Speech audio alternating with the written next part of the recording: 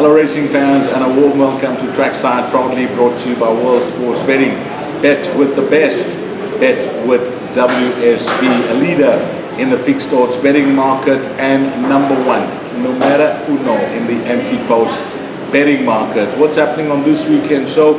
Well, we raced alongside Turpentine in Durbanville on Saturday, move over to Greyville on Sunday, and I've picked out 4 horses to follow on Trackside. And as always, there'll be 2 trebles up on the World Sports Betting menu. So away we go with those 4 horses, and we'll begin in race number 4 on Saturday at Turpentine. This is a maiden plate for 3-year-olds over 1,450 meters, and we're going with the combination of Terry and Hewitson. The filly's name is Wakanda, horse number 8. She's had 3 runs. She put in a promising debut, and then next time out she followed up with another decent run over 1,450 meters. Over the course and distance, she ran 3rd behind Noble Striker. From that form line, Aragosta was a direct winner from that form line, and there have been subsequent winners as well. In fact, 4 subsequent winners from that form line. And then last time out, well, there were valid excuses when she ran 5th behind Bold Act. She was struck on the muzzle. She was reported coughing. So things didn't go according to plan. So under the circumstances, you could say that she ran a fair race. That form line has held up very well. Bold Act winning, Hollywood Bound winning, Tinder Dry won, and also won again on Thursday at the Val. And Zazu has been a subsequent winner from that form line as well. So after that last start, well, the stable have given her some time off, and she'll be back now. It's close to 5 months that she hasn't raced, and I'm expecting the stable to have a, if not 100%, 80-90% ready to put in a decent run coming off this break. And just on the strength of the form lines that she represents, I'll make her the filly to beat, horse number 8, Wakanda. So we'll be hoping that she can deliver in the first of the 2 trebles. We then move along to Durbanville, and it is race number 8. This is a maiden plate over 1,400 meters, and this individual, the son of Dynasty, his name is Navy Strength, trained by Justin Snape, will be partnered by Richard Fourie. He was well beaten on debut, finished at the back of the field, but there were valid excuses for that poor effort first time out at Kenilworth over 1,200 meters. And you can't read too much into that run. And he showed next time out that the ability is certainly there. When they stepped him up to 1,400 meters at Durbanville, raced towards the back of the field. It was a small field, but he started to catch the eye over the final 400 meters. In fact, he finished that race in the quickest time, 22.5 seconds. So he was still racing green that day. He was running around at the business end, but managed to run a decent race and pass a few to get that 3rd position. When you pull out his pedigree, well, it's certainly a serious pedigree when you look at the siblings that he's, that are in his pedigree, the likes of Snowdance, Victorian Secret, Beat the Retreat, and of course the unknown, unbeaten, should I say, not unknown, the very well known and unbeaten Captain Fontaine, who's trained by God Puller. So he's well related. This 1,400 meter trip now at Durbanville sees him get a much better draw. Last time out drawn 5 out of 8. This time is 3 out of 10. He's had the 2 runs to just learn his trade, get to know what it's all about. And if he's not too green like he's been in his first 2 starts, I just feel that he's a horse that's ready to win now. He's had the 2 runs, as I mentioned, and now Justin Snape should have him spot on the day.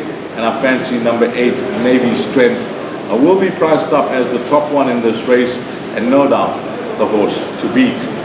Then we move along to Greyville on Sunday, and I've left 2 horses for Greyville. The first of the 2 comes up in race number 3. And he's a son of Futura in this maiden plate, 1,400 meters, trained by Louis Courson, and he gets the services of Anton Marcus. Well, first time out, he drifted right out in the betting that was at Scottsville over 1,200 meters. There was no interest for him in the betting market, and the connections must have been really pleased with that run because he ran a close-up third behind a horse that was equipped on Trackside called Sikulu, trained by Wayne Bardenos and Barbara Kennedy. So that was a very good introduction.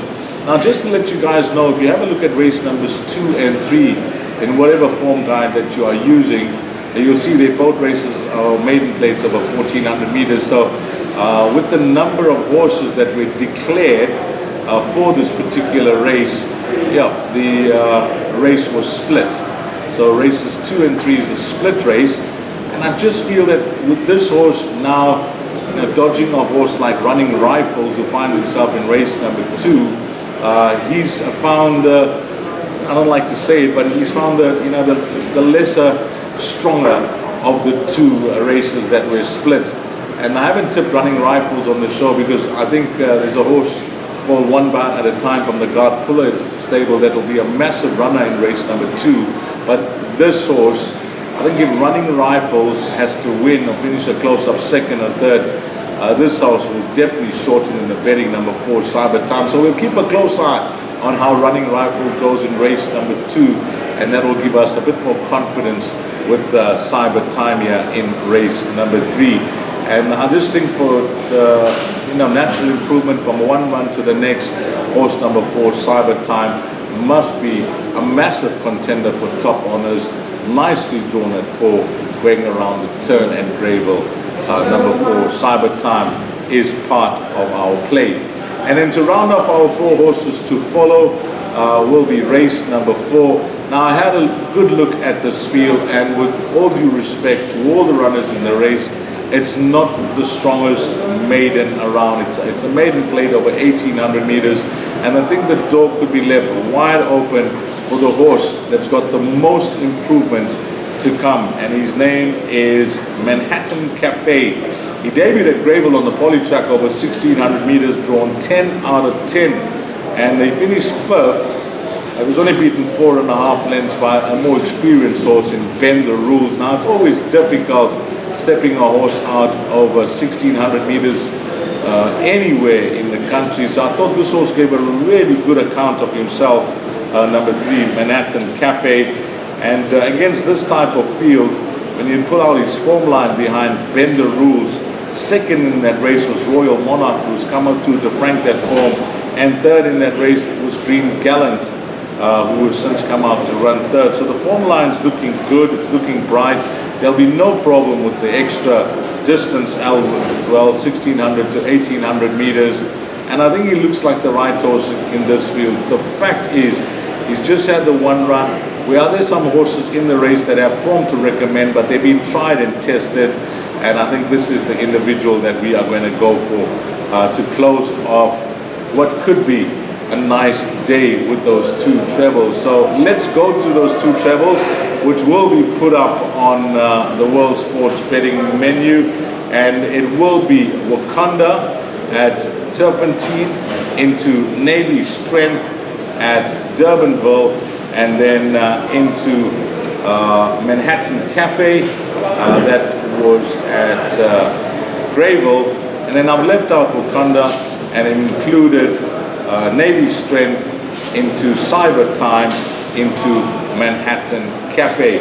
And that is it, people, racing fans. I trust that you're all well and you're all looking forward to this weekend's racing. It's a busy weekend, a double header on Saturday, and of course the standalone meeting at Grayville on Sunday. So all that's left for me to say is, on behalf of World Sports Betting, I'd like to thank all the punters, but more importantly and more especially, thanks to you, the valued customer. Find all the winners over this weekend, and until next weekend, you take care. Salani Gasta.